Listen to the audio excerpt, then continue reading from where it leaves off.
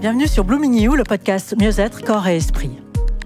Aujourd'hui, on va parler d'excellence. Pas celle qu'on confond avec la perfection ou la réussite sociale, la vraie excellence. L'excellence, ce n'est pas être le meilleur, c'est faire mieux que la veille.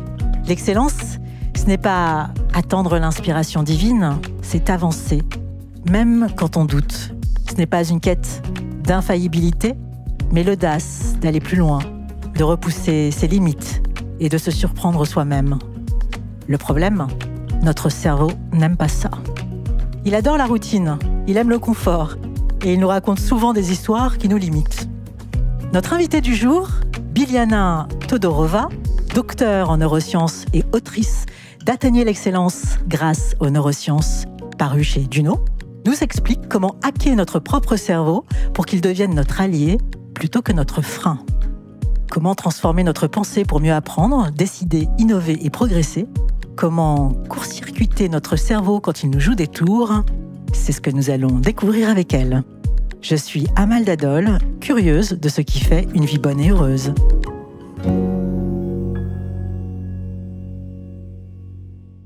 Biljana Todorova, bonjour. Bonjour Amal, ravie d'être avec vous ce matin. Pareillement. Alors vous expliquez dans votre livre que notre cerveau nous ment en permanence. Expliquez-nous pourquoi et comment. Alors, il y a une simple vérité de notre cerveau. Nous avons hérité des cerveaux de survivants. Ça a été très utile pour la survie de l'espèce. Et nous sommes en réalité les descendants de ceux qui ont survécu, donc de ceux qui étaient capables de voir le danger, de voir ce qui pouvait mal se passer et de l'éviter. Donc, c'est un vrai mécanisme utile pour nous. Ça a été utile jusqu'ici. Très utile pour la survie, beaucoup moins utile pour se créer une belle vie.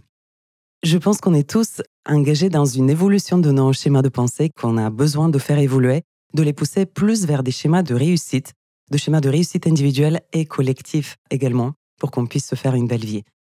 Alors, on a souvent l'impression d'être en contrôle avec ce fameux cerveau, mais en réalité, vous expliquez que notre inconscient décide à notre place. Qu'est-ce que cela signifie concrètement dans notre quotidien ? Il y a des études qui montrent que jusqu'à 10 secondes avant de décider, alors dans l'étude on nous demande de lever la main droite ou la main gauche, 10 secondes avant de décider consciemment, de dire qu'on a pris la décision, notre cerveau enregistre un signal préconscient de cette décision. Donc c'est assez perturbant de savoir qu'il y a des processus qui se passent en dehors de notre conscience et qui vont nous pousser à agir. Alors là, c'est des décisions simples, mais ça se passe aussi pour des décisions complexes du quotidien, qui sont décidées par notre inconscient, qui sont des décisions rapides, prises avant qu'on se rende compte et qui vont définir notre réalité. Aussi, c'est un mécanisme utile. Alors, tout est utile dans le cerveau. C'est un mécanisme utile parce que nos processus subconscients sont rapides, ils coûtent moins d'énergie. On peut analyser jusqu'à 1,2 million d'informations. Donc, c'est très rapide par rapport à notre conscient qui analyse 40 informations par seconde. Et donc, ça nous permet de prendre en compte plusieurs facteurs et de décider très vite.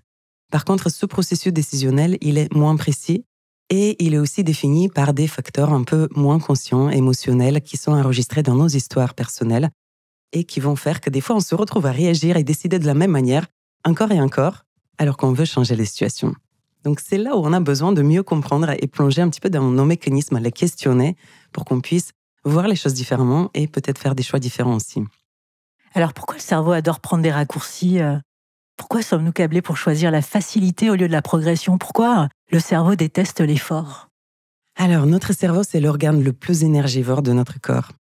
Il ne fait que 2% du poids de notre corps. Par contre, il va consommer 20% de notre énergie. Donc, 1/5 de notre énergie corporelle va monter dans le cerveau pour qu'il puisse fonctionner. Donc, c'est un peu comme un data center très énergivore. C'est pas du tout écologique. Ouais. Ça consomme énormément d'énergie, d'où le fait qu'il a des raccourcis de pensée, des habitudes, des processus inconscients qui nous permettent de décider rapidement et consommer moins d'énergie. Donc, c'est utile. Maintenant, quand on veut changer quelque chose, quand on veut changer notamment nos schémas de pensée, on a besoin de questionner ces mécanismes et de pouvoir entrer dedans et pouvoir interférer aussi avec ces processus.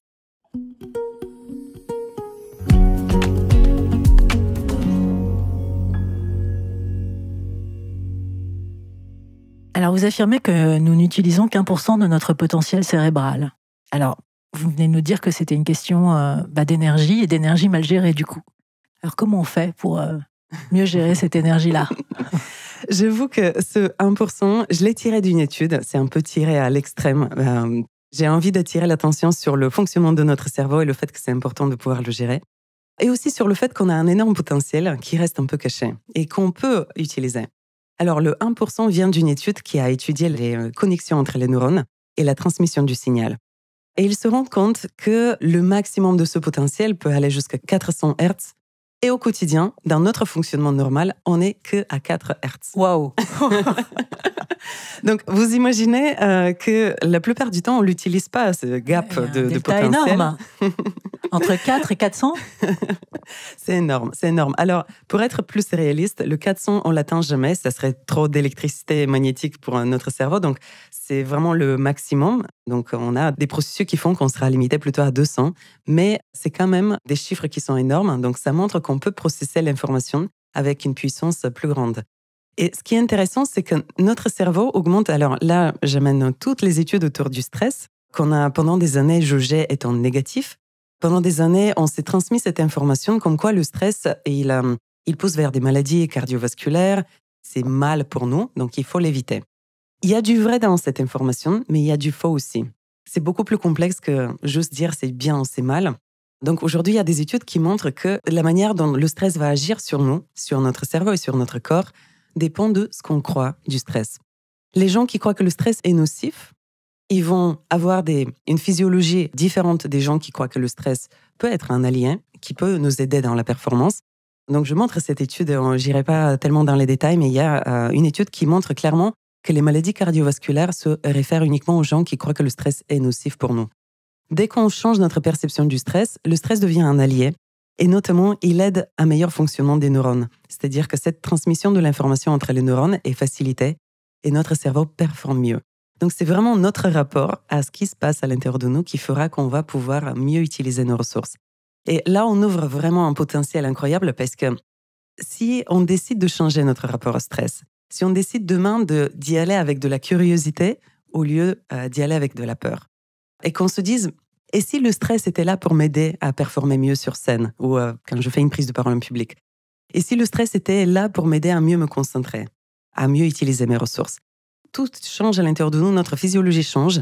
Et il y a des études qui montrent qu'on développe une physiologie qui est plutôt proche de l'enthousiasme et de la joie. Donc c'est une physiologie qui est très bonne pour notre santé. D'où le fait que travailler sur notre cerveau, ça nous aide aussi à avoir une meilleure santé corporelle.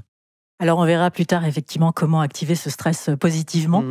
Moi, je suis curieuse de savoir à quel moment, effectivement, entre les 4% et les 400%, qu'est-ce qui se joue, qu'est-ce qui se passe? Quand on est à 4%, qu'est-ce que ça veut dire au niveau comportemental? Et à 400, c'est quoi? Et 200? Puisque vous disiez qu'en fait, on est plus facilement à 200 qu'à 400. Alors, qui est la personne qui a 200 et qui est la personne qui a 400? C'est pas comme ça les gens, ça serait dommage de voir que dans la société, il y a des gens qui utilisent que 1% de leur cerveau, donc qui sont à 4 Hz de leur fonctionnement. Alors, c'est plus complexe et ça se passe à l'intérieur de chacun de nous. Ouais. On a des moments de la journée où on sera à 4 Hz, on a des moments de la journée où on sera à 50, à 100, à 200 Hz. Et ce sont des moments où la performance sera différente. Les moments où on est à 4 Hz, c'est typiquement le moment où on est sur le canapé, on regarde Netflix. On n'a pas besoin de notre cerveau à ce moment-là. Pourquoi lui solliciter d'utiliser notre énergie alors qu'on n'a pas besoin de lui?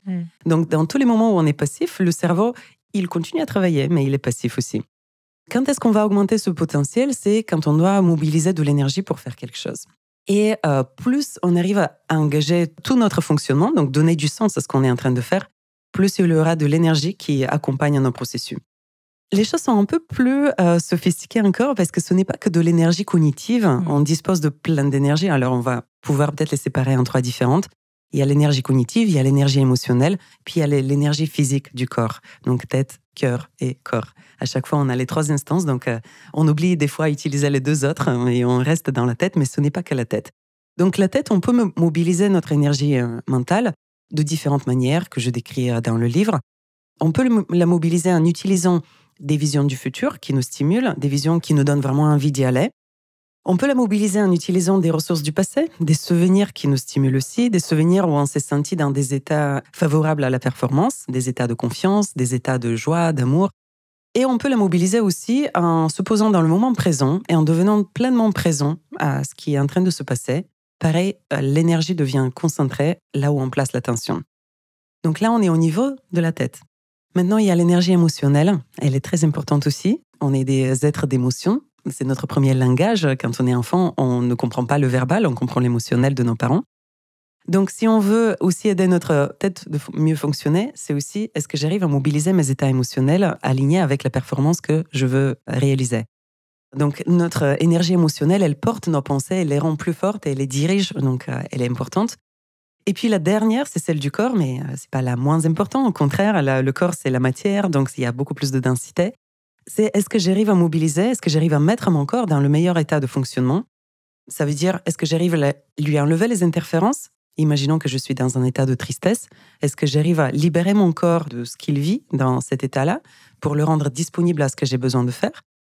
Et aussi, est-ce que j'arrive à monter l'énergie de mon corps? Alors, ça peut être avec des exercices physiques, tout simplement, avec de la respiration. Donc, à quel point je connais mon corps, à quel point j'en suis conscient de ce qui se passe à l'intérieur de lui, et je prends soin pour que, dans mes 3 instances, je fournis de l'énergie suffisante à ma performance. Alors, dans votre livre, vous parlez de l'amygdale, cette petite structure du cerveau qui nous pousse à la peur et à l'auto-sabotage, et aussi à la nourriture émotionnelle. Et oui. Comment apprendre à maîtriser cette petite amygdale? Alors, petite, mais très influente. Oui, parce qu'elle peut nous pourrir la vie tous les jours. Ah oui. Donc, Et comprendre les mécanismes ne suffit pas. Il faut vraiment pratiquer, appliquer des choses pour qu'on puisse la gérer. Alors, l'amygdale, c'est une structure qui est prioritaire parce qu'elle est très importante pour notre survie. Donc, c'est elle qui nous permet d'agir. Si je vois demain un ours, c'est pas la réflexion qui m'aidera à prendre le temps d'analyser. OK, il a de la fourrure, ça ressemble à un ours. OK, vas-y, tu dois courir. Non, c'est pas comme ça que ça fonctionne. C'est l'amygdale qui va me dire tout de suite « cours !» sans aucune compréhension de ce que c'est. Ça se trouve, c'était pas un ours, c'était juste un être humain un peu déguisé. Mais l'amygdale, elle nous fait réagir très vite. Et elle n'est pas rationnelle. Donc, on ne peut pas la réguler avec une réflexion rationnelle. Elle ne va pas écouter. Pour elle, il y a des priorités émotionnelles. Alors, on peut réanalyser l'information. Donc, on peut prendre le temps. Souvent, on le fait a posteriori, une fois la situation passée. On se pose et on essaye de comprendre pourquoi j'ai ressenti telle et telle sensation. Qu'est-ce que j'ai ressenti? Pourquoi je l'ai ressenti? On met un mot sur l'émotion et on essaye de comprendre ce qui l'a déclenché. Donc, on essaye de rendre cognitive quelque chose qui est émotionnel.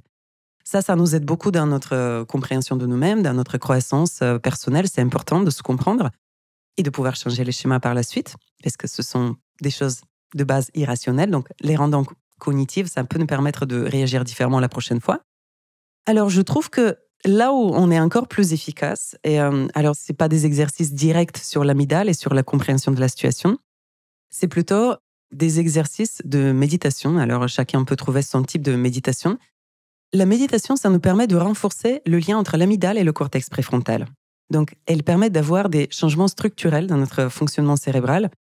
Et le fait d'avoir un lien plus fort entre ces 2 structures-là, celle qui veut courir tout de suite et celle qui veut comprendre le pourquoi du comment, ça nous permet aussi d'avoir plus de calme. Lorsque l'amygdale s'active, ça nous permet d'activer en même temps le cortex préfrontal et de pouvoir gérer cette structure à l'intérieur de nous, qui aura une réactivité un peu comme un enfant. Et avec la méditation, on arrive à diminuer sa réactivité et à faire ce lien plus fort. Donc, on arrive à rationaliser des choses qui peuvent être très irrationnelles et réactives. La méditation, ça a fait vraiment un pilier de la gestion de mon cerveau. Je continue à la pratiquer. Je conseille vraiment, aujourd'hui, il y a plus de 2000 études sur la méditation. On continue à étudier l'impact qu'elle a. Mais surtout, cet impact structurel, il est très important, très favorable pour nous tous. Vous méditez à quelle fréquence et combien de temps? La méditation, aujourd'hui... Alors, quand j'ai commencé, je méditais plus souvent. Donc, à un moment donné, j'avais vraiment envie d'instaurer, comme la salle de sport, d'instaurer cette attitude de ramener mon focus là où je veux qu'il aille. Vous avez mentionné tout au début que notre focus, on est distrait, donc notre pensée, elle part à droite à gauche, c'est normal pour nous tous. Maintenant, la méditation, c'est le moment où on s'entraîne à amener notre pensée là où on veut qu'elle aille et là où on veut qu'elle nous sert. Donc, au début, moi, j'avais besoin de plus de fréquence. Je faisais 3-4 fois par semaine. Et surtout, j'aimais beaucoup faire la méditation en groupe, parce que je trouvais que le fait d'être en groupe, ça me permettait d'être plus engagé dans le processus méditatif. Et voilà, ça avait plus d'intensité de le faire. Là, aujourd'hui, je médite souvent dans les moments importants, avant une performance, après une performance. avant une situation, non, pas avant une situation émotionnelle, ça marche pas, mais après la situation émotionnelle, des fois, je cherche même pas à la comprendre, je cherche à juste méditer sur un point. Alors, il y a différents types de méditation. On peut méditer sur un point extérieur ou à l'intérieur de soi. Je focalise mon attention sur le cœur. Et la méditation nous permet de lâcher prise. Donc, des fois, on peut nettoyer des situations traumatisantes ou émotionnelles juste en posant l'attention, en libérant la pensée, en lâchant prise sur la situation.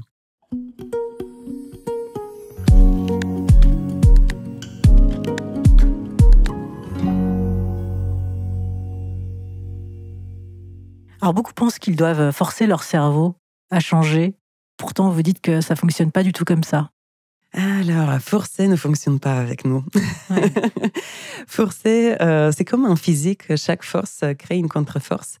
Et si on force dans une direction, la contre-force ne fait opposition et ça devient très difficile. On a souvent des pensées parasites et parfois on essaye de se dire « ne pense pas à ça, ne pense pas à ça, ne pense pas à ça ». Mais on ne fait que penser à ça au final.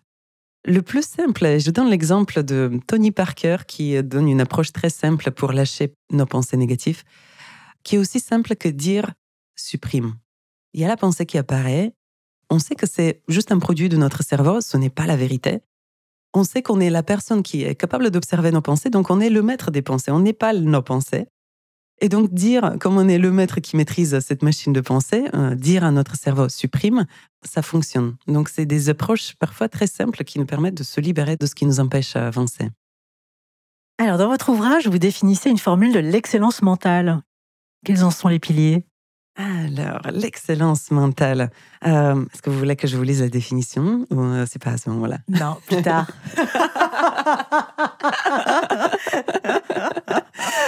Alors, revenons à l'excellence mentale. Donc, pour moi, l'excellence mentale, c'est un ensemble d'attitudes qui nous permettent d'arriver à ce que j'appelle, je l'appelle le paradis cérébral. Alors, c'est un espace à l'intérieur de nous que nous avons tous. Quand on est enfant, on le vit tous. C'est un espace où la joie, c'est notre état naturel. C'est un espace, je l'appelle un peu l'espace au-dessus des pensées. C'est là où on retrouve notre état naturel, là où on a la joie, la curiosité de découvrir ce monde et de faire connaissance à chaque instant avec ce qui nous arrive. Pour moi, c'est ça l'excellence cérébrale. Elle est au-dessus des pensées et elle est cet état qui nous permet à chaque fois de reconnecter avec la beauté de ce qu'il y a autour de nous. Pour y arriver, il y a des cheminements parce qu'on a des programmes à l'intérieur de nous qui nous empêchent un petit peu à être dans cet état-là tout le temps. Je ne sais pas s'il est possible d'être dans cet état tout le temps en ayant toute la programmation cognitive, mais je pense qu'il est possible d'y revenir quand on le perd. Et je pense que c'est le plus important, c'est d'être dans cette quête de revenir à notre joie quand on sent qu'elle n'est plus là. Il y a plusieurs approches qui nous aident à revenir quand on vit une situation difficile.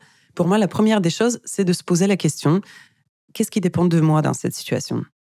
Beaucoup de gens se bloquent dans la situation parce qu'ils essayent de tout maîtriser, de tout gérer, et il y a des parties qui ne dépendent pas de nous. Donc, première chose, de se rendre compte quelle est la partie que je pourrais gérer et de prendre la responsabilité de celle-ci. Deuxième élément, c'est les souffrances, on ne va pas les éviter. Les souffrances, c'est nos leçons de vie qui nous permettent de grandir. Donc déjà, on arrête de résister quand une souffrance arrive. Et quand elle est là, on se dit quelle est la leçon, quel est le bénéfice pour moi, qu'est-ce qu'elle me permet de faire, ou quels sont les bénéfices qu'elle m'amène cette situation à ce moment précis. Quand on est dans cette approche de chercher les bénéfices, très souvent on va se rendre compte, une chose très simple, dans les situations difficiles, on s'attire des alliés. Il y a des gens qui s'allient à nous pour nous aider à sortir de la situation difficile. Donc rien que ça, c'est un vrai bonheur. Sans situation difficile, ça se trouve, on ne sera pas reliés entre nous. Donc on ne cherche pas à les éviter, on cherche par contre à sortir plus vite de la situation, c'est-à-dire à apprendre plus vite la leçon que la vie m'envoie. Quel est l'apprentissage que j'ai besoin de tirer de cette situation? Et une fois que l'apprentissage est fait, à partir de là, la situation ne réapparaît pas. Et c'est là où les miracles se produisent, c'est là où je me rends compte qu'il y a vraiment beaucoup de beauté autour de nous. Et quand on est dans cette attitude de chercher la beauté, elle apparaît à nos yeux. Dans les situations difficiles, quand on arrive à accepter la situation et quand on arrive à tirer les leçons, parfois la situation disparaît et parfois elle est transformée en quelque chose qu'on ne s'y attendait même pas que ça pouvait aller jusqu'à là. Et parfois, il n'y a même pas besoin de comprendre. J'ai une situation dans laquelle je me suis juste dit dans ma tête, je ne comprends pas pourquoi ça m'arrive, mais je comprendrai un jour. Et je l'ai vraiment ressenti, je l'ai vraiment cru. Je me suis dit, je comprendrai un jour la complexité de cette situation-là. Je ne la vois pas aujourd'hui, mais a posteriori, c'est plus facile de connecter les points et de voir où sont les apprentissages et qu'est-ce qu'il m'a apporté cette situation. Et je me suis dit, au pire, ça serait une histoire inspirante à raconter. C'est une histoire que j'ai racontée dans le livre, c'est une histoire que je raconte dans mes conférences. Voilà, la beauté, je la vois multipliée fois 100 aujourd'hui. Sur le moment, je ne la voyais pas. Mais rien que de me dire, je comprendrai un jour, ça a relâché la situation et le problème est disparu. Et c'est très, très magique. Quand on vit ça, il y a une belle sensation émotionnelle à se sentir capable de voir la beauté de la vie.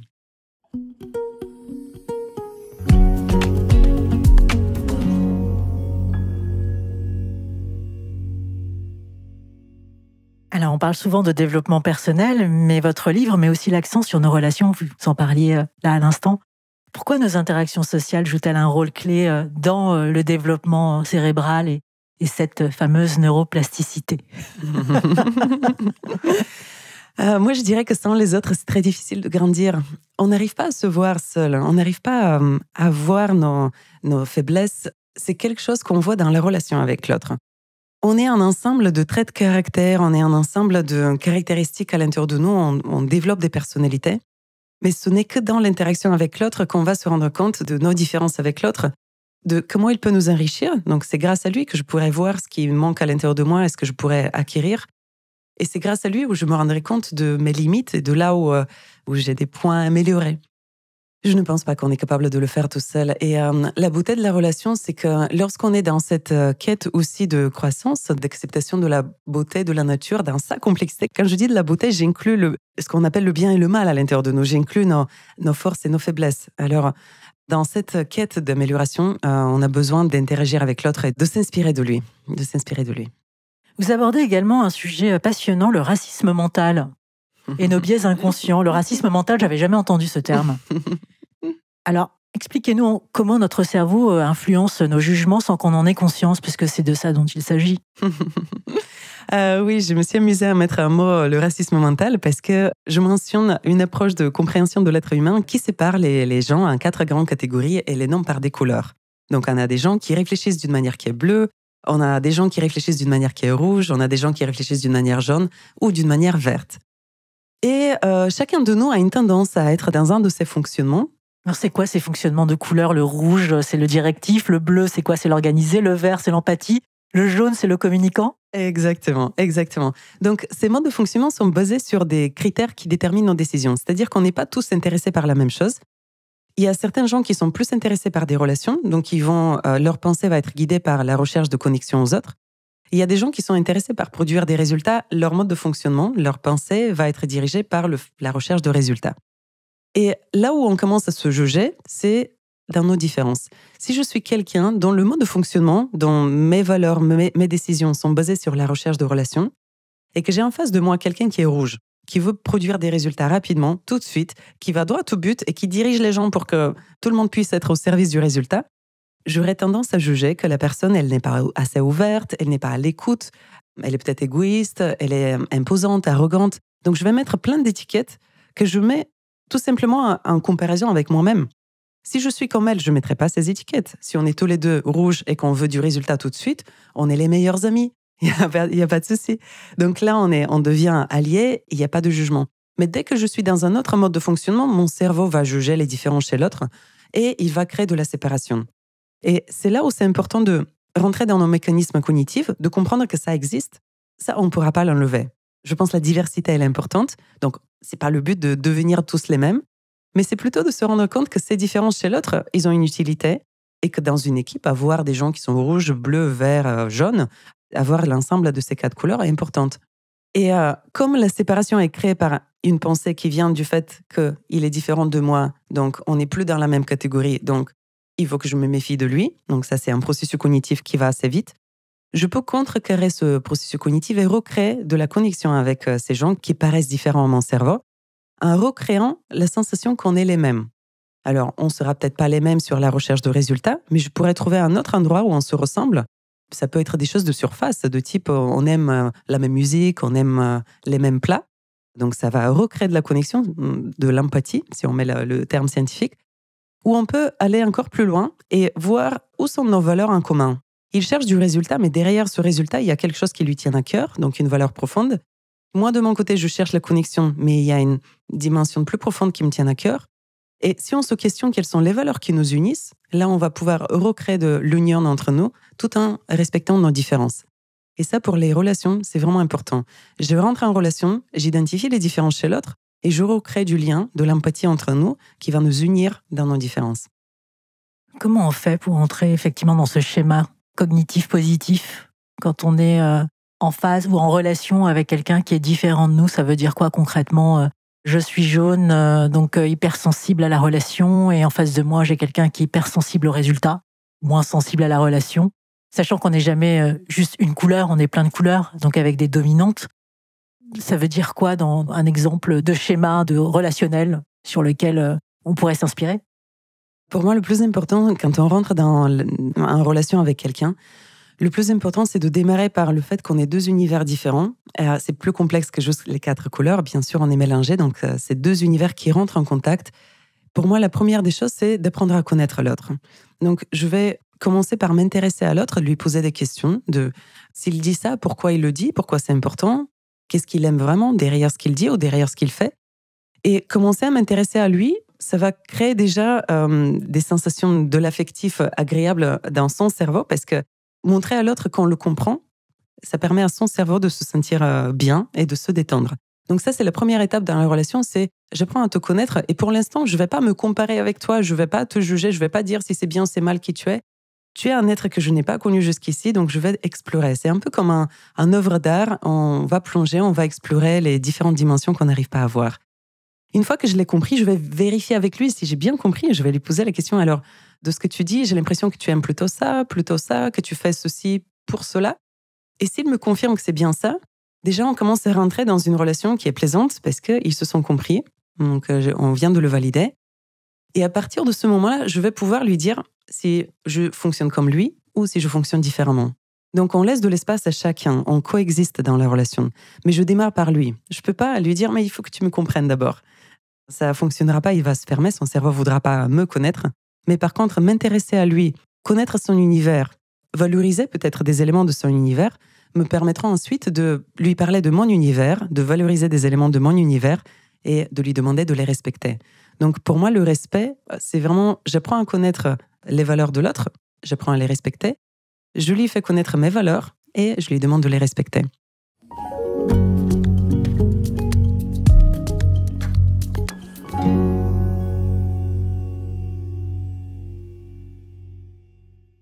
L'excellence est une attitude face à notre cerveau. Ce n'est pas un état fixe, ce n'est pas une destination, c'est une capacité à guider son propre cerveau à se libérer de ses schémas de survivants au fur et à mesure. C'est une capacité à mobiliser ses ressources cachées et à guider sa pensée pour se réécrire chaque jour comme une actualisation quotidienne du logiciel de notre cerveau. L'excellence est une attitude d'amélioration constante qui permet de produire des performances hors normes. Viser l'excellence, c'est honorer pleinement sa nature, c'est vouloir être sa représentation idéale.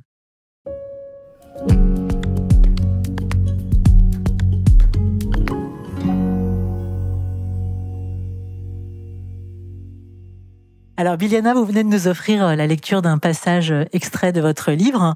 Pourquoi avez-vous choisi ces lignes spécialement?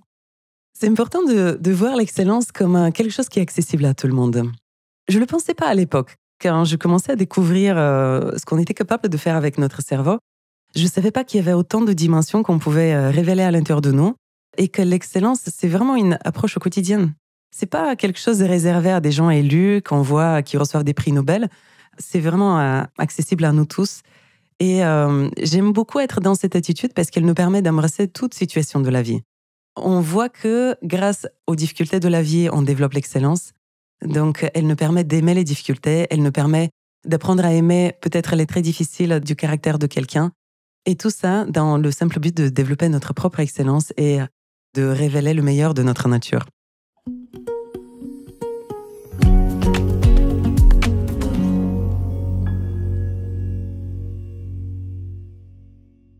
Alors, le monde bouge à une vitesse folle. On nous dit de s'adapter, d'être résilient, d'embrasser l'incertitude. Mais comment notre cerveau, conçu pour la sécurité, ce que vous disiez tout à l'heure, peut-il réellement supporter ce chaos? C'est vrai que le cerveau va chercher à éviter tout ce qui est incertain et il va avoir des peurs. Moi, j'aime bien l'antidote de la peur. j'ai vu que dans notre cerveau, le schéma qui s'active pour la peur et le schéma qui s'active pour la curiosité ne peuvent pas s'activer en même temps. C'est-à-dire que si on active un état de curiosité, la peur n'existerait pas. Ah, très intéressant. C'est une belle découverte. Ah oui, ça peut pas cohabiter ensemble, la peur et la curiosité. C'est ça que vous dites. On ne peut pas être dans ces deux états en même temps. Waouh.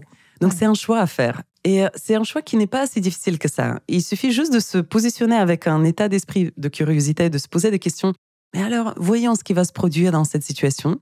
Et on est déjà dans un état d'esprit d'ouverture. Il n'y a pas la peur qui nous empêche d'avancer. On a des meilleures ressources et on performe mieux. Et dans ce cas-là, l'incertitude, on l'appelle même pas de l'incertitude. On l'appelle de la découverte. Alors vous dites que l'on peut stresser, enfin vous disiez même tout à l'heure que l'on peut stresser avec sérénité. J'adore le concept. Alors comment on fait pour stresser avec sérénité? Alors, on a ouvert un petit peu le sujet de départ et j'ai mentionné le fait que l'impact du stress sur nous va dépendre de comment on voit le stress. Qu'est-ce qu'on se dit par rapport au stress? Est-ce qu'on le voit comme un allié? Est-ce qu'on le voit comme un ennemi? Malheureusement, collectivement, la pensée partagée, c'est plutôt le stress est un ennemi, il faut l'éviter. Oui, même inflammatoire, il nous rend malade. Et oui, oui. Et l'étude le montre, si on le croit, on aura vraiment des inflammations, ça va raccourcir nos vies et on aura des problèmes cardiovasculaires. Donc, c'est une vérité. Mais c'est une vérité qui dépend de nos croyances. Donc, tout ce qui dépend de nos croyances, on peut le changer parce qu'on peut changer nos croyances. Et je ne suis pas la seule à amener ce débat sur le stress. Il y a plusieurs personnes qui en parlent. Mais vraiment, en restant dans un état d'ouverture face au stress, de se dire de quelle manière il m'aide, ça permet de construire un état d'esprit positif face au stress. Alors, pourquoi il nous aide? Mais c'est logique. Le stress, le sportif de haut niveau l'éprouve avant la compétition. La personne qui va parler en public le ressent.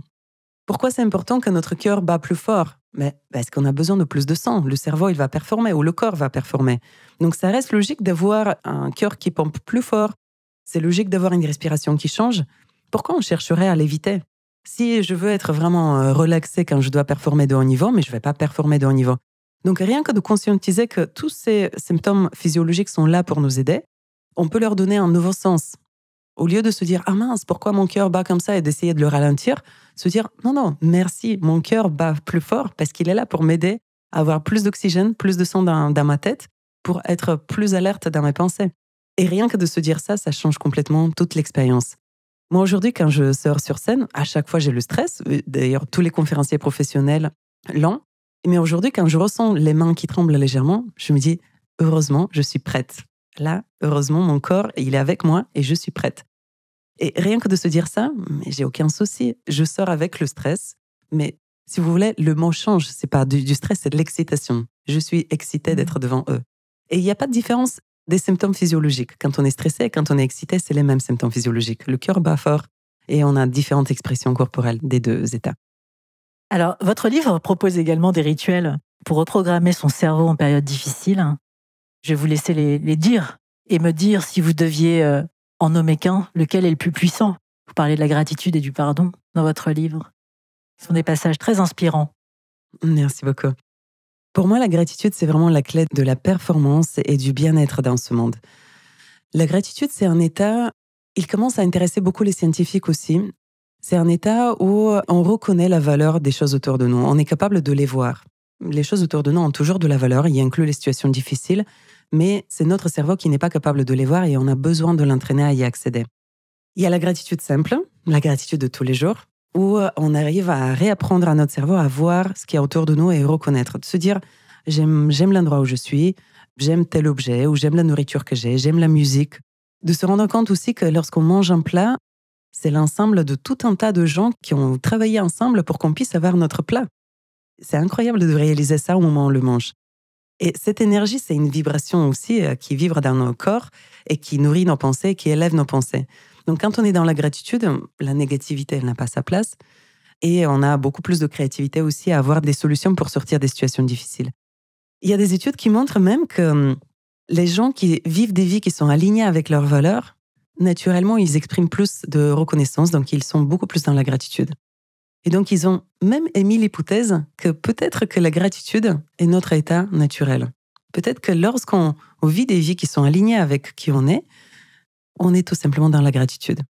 Donc, la gratitude facile, c'est une question d'alignement, une question de reconnaître ce qui est déjà là. Donc, reconnaître, on le connaît déjà, mais il faut se le rappeler. Et puis, il y a la gratitude difficile. On vit une situation difficile. Est-ce que je suis capable de voir la beauté? Est-ce que je suis capable d'amener mon cerveau à revoir les éléments de cette situation et à en être reconnaissant? Imaginons quand quelqu'un m'a mal parlé, est-ce que je suis capable de voir quelle force ça développe chez moi, quel apprentissage je peux tirer, quels gens se sont alliés à moi pour m'aider dans cette situation, et de reconnaître que même dans cette situation-là, il y a eu de la beauté et j'ai été accompagnée, j'ai été guidée. Quand on arrive à faire ça, on est inarrêtable. Il n'y a plus rien qui peut nous arrêter. On est juste en train de profiter de la vie. On est reconnaissant pour la chance d'être en vie. Et nos vies deviennent plus belles comme ça. Oui, la réponse est différente. Vous parliez d'une expérience que vous aviez eue à la Sécu, je crois. Oui, exactement. Qui est puissante, moi, j'ai trouvé. Je m'attendais pas. Vraiment, des fois, c'est intéressant d'expérimenter les outils et de ne rien attendre, de voir comment ça va agir. Donc, effectivement, j'étais à la sécurité sociale face à quelqu'un qui ne voulait pas m'aider, alors que j'avais attendu 2 heures auparavant et je voulais pas repasser tout le processus. Et puis, elle m'a coupé court en disant « je peux pas vous aider ». Elle a même pas écouté la fin de ma phrase. Et puis, à ce moment-là, je me dis comment je pourrais créer une situation où il y a de la gratitude? Comment je peux changer l'énergie de cet échange? Et c'est là où je décide d'utiliser du feedback positif. Alors, dans une situation qui n'a rien de positif, donc on se dit comment je peux reconnaître quelque chose de positif là-dedans. Et j'arrive à voir que même si elle m'a pas aidée, elle a quand même utilisé de son temps pour moi. Donc, c'était véritable. Et je me suis dit, je vais le reconnaître. Donc, j'ai dit, bon, écoutez, on n'a pas pu trouver une solution, je vois, c'est pas grave, mais je tenais à vous remercier pour le temps que vous m'avez accordé. Je sais à quel point votre quotidien est occupé. Et je laisse un espace de silence, juste après, pour qu'elle puisse entendre vraiment la phrase. Elle était sincère, j'ai pas menti. Et puis, à un moment donné, je la vois se redresser, je vois des étincelles dans ses yeux, elle avait une nouvelle énergie. J'ai vraiment stimulé une biochimie chez elle, ça a changé sa biochimie. Elle s'est redressée, puis elle a pris un bout de papier, elle m'a écrit un numéro en disant « Appelez-les, ils vont vous aider ». Et là, j'étais incroyablement surprise en disant « Mais c'est aussi simple que ça de transformer les situations difficiles ». Et oui, des fois, ça repose sur une petite phrase qui peut te changer. Et vous parlez également du pardon. Pourquoi c'est important au niveau de la plasticité cérébrale, en fait, et de la résilience? Et oui, le pardon, c'est une vraie force relationnelle. Quand on est dans une relation et qu'on a l'impression d'avoir été blessé par l'autre, la solution la plus rapide de sortir du problème, c'est d'apprendre à pardonner à l'autre. Et pardonner à l'autre, on le fait surtout pour soi-même.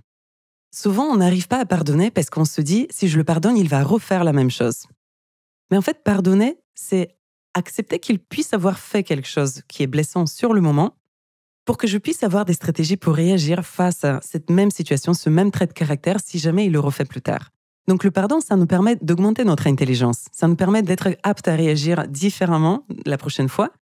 Et ça nous permet aussi d'accepter la nature humaine telle qu'elle est. C'est-à-dire que si je pardonne qu'il puisse être arrogant dans une situation, imaginons qu'il a été arrogant, c'est ce que j'ai jugé chez lui, si j'arrive à le pardonner d'avoir été comme ça, c'est-à-dire que je suis capable d'accepter que dans la nature humaine, il y a le trait de caractère arrogance. En acceptant que ça existe chez lui et que de temps en temps, il va l'exprimer et que c'est OK, j'accepte aussi que ce même trait de caractère à l'intérieur de moi, de temps en temps, il peut apparaître et ce n'est pas grave. Donc, le fait d'embrasser l'existence de ces choses dans la nature humaine, ça me permet d'accepter l'autre tel qu'il est, mais ça me permet aussi de m'accepter tel que je suis. Donc, pardonner, ça a un double impact. J'apprends à accepter les autres et j'apprends à m'aimer davantage. Et comment on fait pour que ce pardon ne vienne pas contredire nos émotions, une souffrance, une douleur? Comment ça se passe à l'intérieur de soi? Comment on fait pour aller vers ce chemin? Pardonner, parce que c'est pas facile. En fait, c'est pas quelque chose forcément qu'on peut déclencher comme ça du jour au lendemain. Enfin, ça dépend des situations, mais quand c'est difficile. Pardonner, ce n'est pas excuser l'autre. C'est très différent.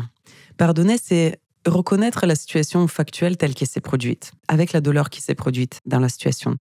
Reconnaître que l'autre, il a fait telle et telle chose, il a dit telle et telle chose, il a exprimé une partie de son être d'une certaine manière qui a été blessante pour moi. Donc, je reconnais la situation et surtout, le pardon, ça me permet d'enlever le fait que je peux contrôler la situation et rapporter la responsabilité à l'autre.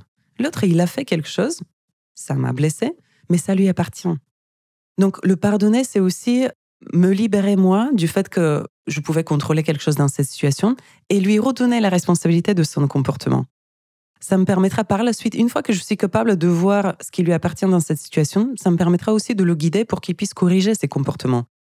Plus je suis capable de voir ce qu'il fait mal, entre guillemets, parce que c'est pas mal, il fait de son mieux à chaque instant, plus j'arrive à voir ce qui est désagréable à vivre et le verbaliser, plus je l'aide à augmenter sa conscience, à comprendre ce qu'il est en train de faire et son impact sur moi, et je lui donne la chance de changer.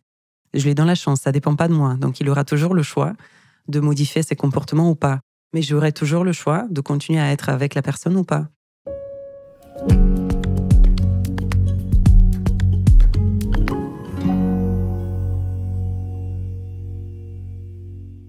Alors Biljana, il y a beaucoup d'injonctions en développement personnel. Visualise ton succès, sois positif, mais vous dites que ce n'est pas aussi simple que ça. On est des êtres de paradoxes. C'est pour ça que ce n'est pas simple. Et dans notre cerveau, c'est des paradoxes aussi.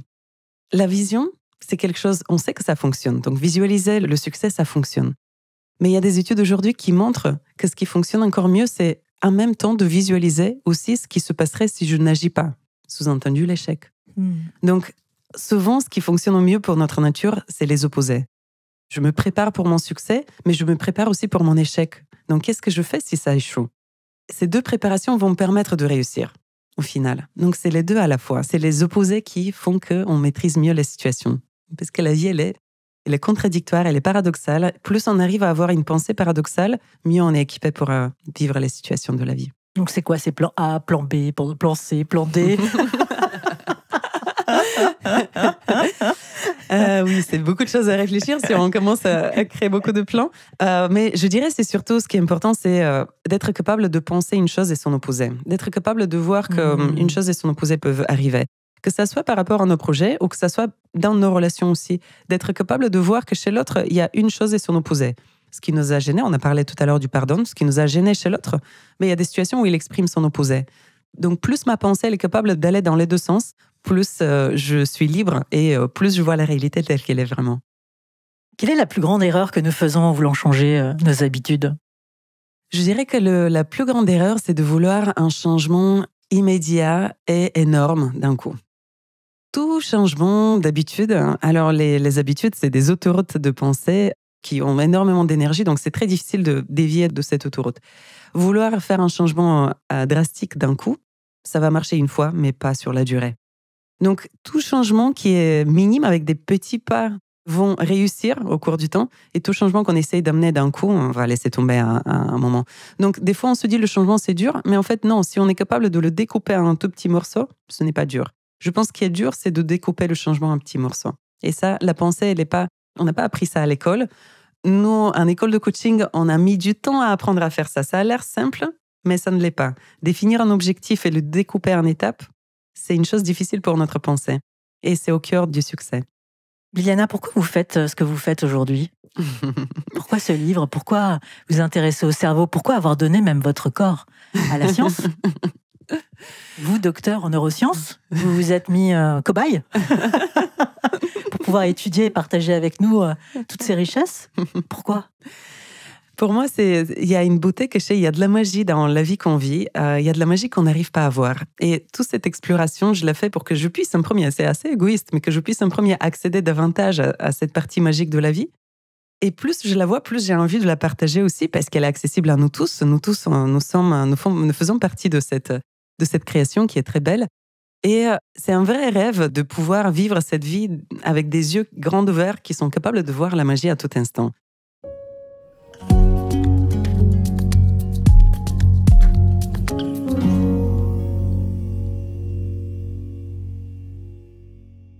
Biljana, en quoi croyez-vous?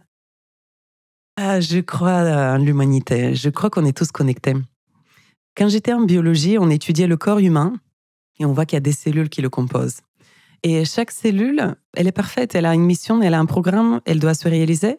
Et chaque cellule doit transmettre des messages à d'autres cellules pour que le tout puisse fonctionner. Mais moi, je crois que l'humanité, on est un peu comme un corps humain. Donc chaque être humain, c'est une cellule qui est parfaite comme elle est. Elle a son programme, elle a sa place et elle a des messages à transmettre aux autres. Donc on est interdépendants et on est connectés pour créer cette harmonie ensemble, donc le corps de l'humanité. Donc cette humanité qu'on crée ensemble. Et je crois vraiment que plus on est connecté à cette compréhension vaste de nous-mêmes, pas notre cerveau de survie, mais vraiment le cerveau qui arrive à voir la beauté de la vie et la complexité de notre existence, plus on va se connecter de manière juste entre nous, plus on va être à l'écoute de notre intuition et plus on va être en harmonie tous ensemble. Qu'est-ce qui vous inspire ou vous émeut? Ce qui m'émeut, c'est de voir des inconnus qui aident d'autres personnes. Ça m'a toujours touchée, quand moi-même j'ai été aidée, j'ai eu des mentors pour que je puisse mieux me comprendre. Et ça me touche d'avoir un être humain qui consacre sa vie à nous écouter, à nous aider à nous comprendre et à nous aider à grandir. Et je sais que nous tous, on le fait, pour des gens qu'on connaît ou pour des gens qu'on ne connaît pas. Moi, ce qui me touche davantage, c'est quand les gens ne se connaissent pas, mais ils s'entraident, ils grandissent ensemble, ils sont prêts à consacrer des bouts de leur vie pour que quelqu'un d'autre puisse avancer, grandir et réussir. Qu'est-ce qui vous effraie? Alors, il y a un sujet autour de l'intelligence artificielle sur lequel je commence à réfléchir, dont je ne connais pas assez. Mais alors, je sais que l'humanité, on apprend à travers nos erreurs. Nos grandes découvertes, quand on a découvert la bombe atomique, on a dû l'expérimenter et tirer les conclusions par la suite. On apprend toujours, on arrive toujours à tirer les leçons, mais des fois, on doit passer par des phases de catastrophe qu'on crée sans les vouloir. C'est pas intentionnel. L'intelligence artificielle est en train d'arriver, on ne sait pas, on sait qu'elle est puissante, on saura qu'il y a une grande puissance et on ne sait pas comment elle va agir sur nous tous. Il y a plusieurs questions qui se posent, donc la réflexion, elle peut aller très loin. Mais la question que je me pose, c'est est-ce que nous sommes suffisamment conscients et suffisamment éthiques pour recevoir la puissance que l'intelligence artificielle va nous amener? Moi, je suis quelqu'un d'optimiste, c'est-à-dire que je crois profondément qu'on arrivera à tirer le bon de notre découverte, de ce qui est en train de se passer. La seule question que je me pose, c'est est-ce qu'on aura le même passage comme pour la bombe atomique? Est-ce qu'on aura le même passage d'apprentissage collectif qui va coûter des vies et qui va nous faire vivre une souffrance collective ensemble? De toute manière, on aura quelque chose de beau à tirer à la fin, mais j'espère qu'on arrivera à éviter un apprentissage par l'erreur. J'espère qu'on arrivera à avoir la conscience et l'éthique à bien l'utiliser. Qu'est-ce qui vous fait du bien? Ce qui me fait du bien, c'est le silence. Je trouve qu'il y a beaucoup de choses qui se passent dans le silence. Je trouve que c'est dans le silence où l'être peut exister et peut pleinement goûter à l'existence dans sa simplicité. Donc des fois, j'aime beaucoup me mettre dans des moments de silence qui peuvent ressembler à des moments de méditation où juste l'existence, elle a énormément de valeur. Eh bien, merci Biljana. Merci beaucoup à vous. Chers auditeurs, imaginez un navire en pleine mer. Il avance, parfois secoué par les vagues, parfois porté par le vent. Le capitaine ne peut pas maîtriser l'océan, mais il peut choisir sa direction. Il peut s'adapter, corriger sa trajectoire et continuer à avancer. L'excellence, ce n'est pas un idéal inaccessible, c'est un cap. On pense souvent que la réussite appartient aux surdoués, aux génies, à ceux qui ont un don inné. Faux. L'excellence n'est pas un club fermé, elle appartient à ceux qui osent. Oser apprendre, oser échouer, oser recommencer. Votre livre « Atteignez l'excellence grâce aux neurosciences », Biljana, est une boussole. Il nous montre que notre cerveau n'est pas un frein, mais un moteur. Alors, chers auditeurs, et si aujourd'hui, au lieu d'attendre d'être prêt, vous osiez prendre le large, incertain des flots, mais maître de votre cap. Merci à tous pour votre écoute et à bientôt. Voilà, chers auditeurs, vous le savez, l'aventure ne s'arrête jamais ici sur Blooming You. Avant de partir, un petit rappel. Nous sommes un média indépendant et dans le monde d'aujourd'hui, ça veut dire quelque chose. Chaque souscription, chaque soutien, c'est ce qui nous permet de continuer à vous offrir du contenu authentique, libre et inspirant. Alors il y a plein de façons de nous soutenir, que ce soit en cliquant sur « Rejoindre » si vous êtes sur YouTube ou directement sur le site bloomingyou.fr. On ne va pas se mentir, le soutien financier est essentiel. Mais bien sûr, si vous ne pouvez pas souscrire, tout, ou plutôt presque tout, reste accessible comme toujours, gratuitement. Alors, êtes-vous prêt à rejoindre notre cercle privilégié? Si oui, vous savez où cliquer. On vous attend.